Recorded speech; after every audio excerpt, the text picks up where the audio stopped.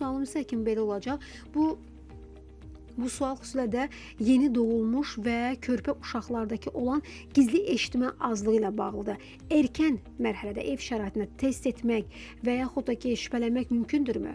Leyla Medical Center olaraq biz demək olar ki, Azərbaycanda ilk skrininq, eşitmə skrininq testini quran mərkəzlərdən biriyik.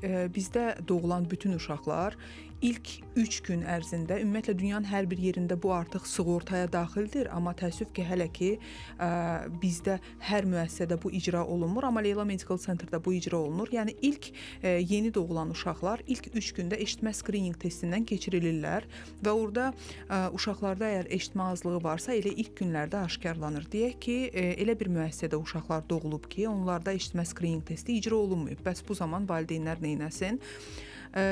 Valideynlər evdə sadəcə olaraq uşağın diqqətini çəkə biləcək müəyyən bir şeylər var, hansı ki, bunu istənilən bir yəni məlumatlandırıcı videolarda baxa bilərlər. Məsələn, 2 ayında nə etməlidir uşaq, göz kontaktını nə şəkildə qurmalıdır, valideynlər səs saldıqda necə reaksiya verməlidir. Məsələn, bunların təlimi də var hətta.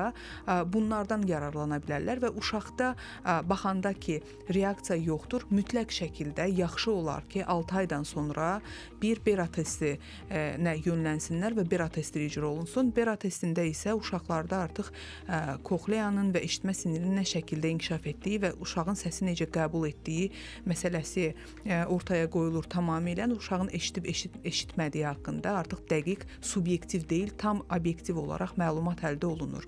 Hətta eşitməyən uşaqları belə bu testlərdən sonra əməliyyata yönləndiririk biz.